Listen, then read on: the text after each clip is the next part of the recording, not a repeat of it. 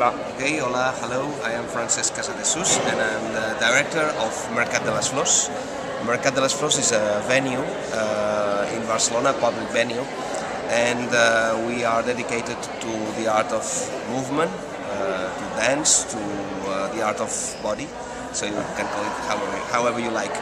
But we try to be, so physically we are a theater, but we try to be more than a theater, a kind of engine, place where a lot of things can happen or can make happen things or can facilitate things to happen.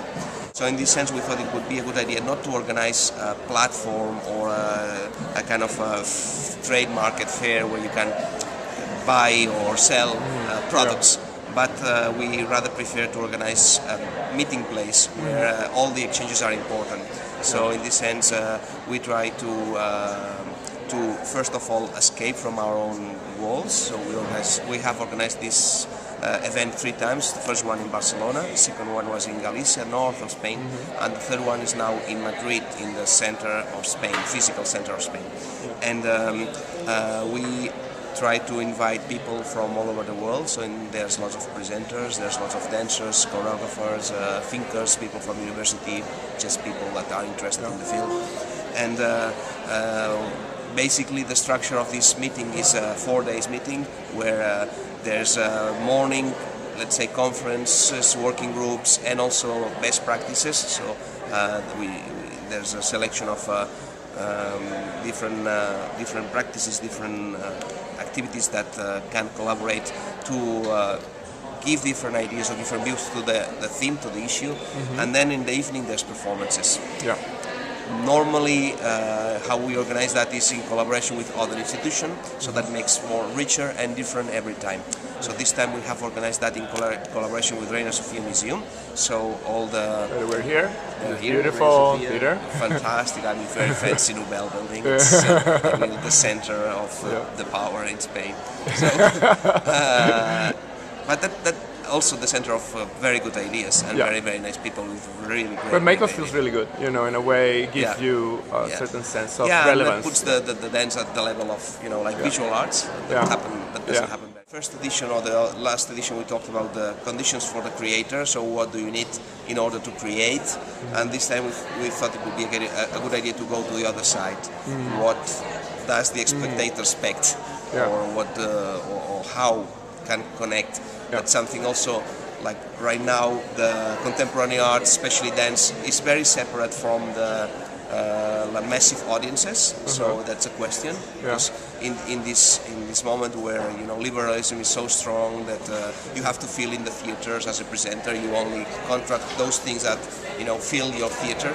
So I think we wanted to start this reflection. Maybe that's not the model that we want, or maybe that's not the model that helps creators or creation to give answers to the society.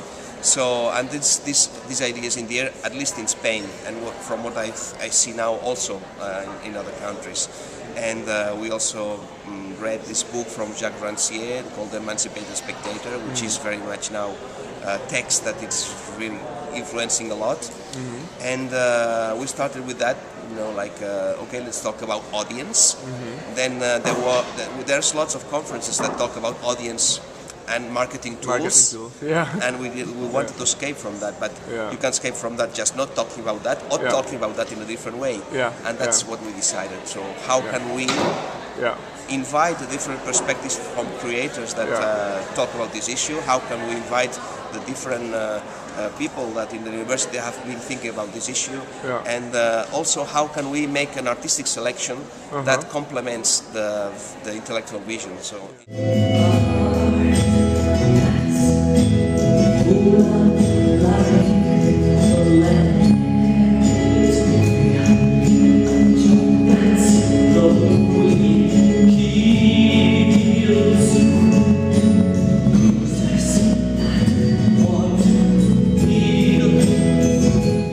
All the performances that we are presenting in this event, they're all connected with the different views or different ideas of relating to the active spectator. So in different ways, sometimes it's like using your mind or how you project your ideas into the performance. Sometimes it's like physically with your body, how you participate on it. Sometimes it's how you can make participate the society or the different people, immigrants or people from around you on the performance. That's the official, let's say, artistic program. And then there's other things happening in Madrid as well. But the official, there's been a committee of people from different parts of Spain who made the selection, and also using this topic, how can we invite artists that in a way deal with this question.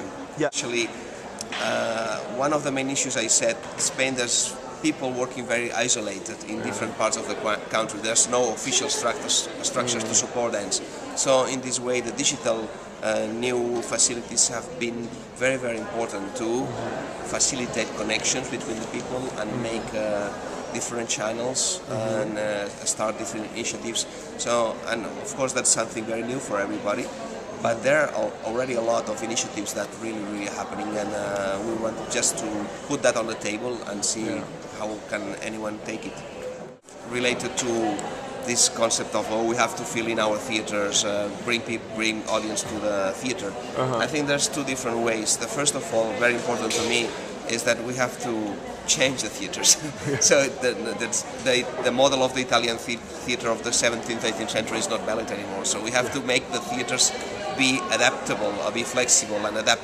So the theaters have to adapt to the artistic work. That's the first thing. We have to change, tear down these walls and change the spaces. And for the artists, and that every work of art needs to find a different. I mean, that's maybe I have a privileged situation because the theater where I work was designed by Peter Brook in the 80s, and already with this concept of flexibility, adaptation, and so on and so on. So another way is like, as some of was said here yesterday, some of the we also have to change our idea of what a public space should do or should because it's not only about bringing people to you, but what can you do elsewhere. You have to use all the tools. Like why theater in Barcelona is organizing a conference in Madrid? Because we have to find new ways of fulfill, especially for public institutions, our public mission. We have to help developing art work of good quality. We have to find alliances and connections and complicities with other people, and we have to why do we have to stay attached to a space and to a wall if the wall is not anymore like connected to a space?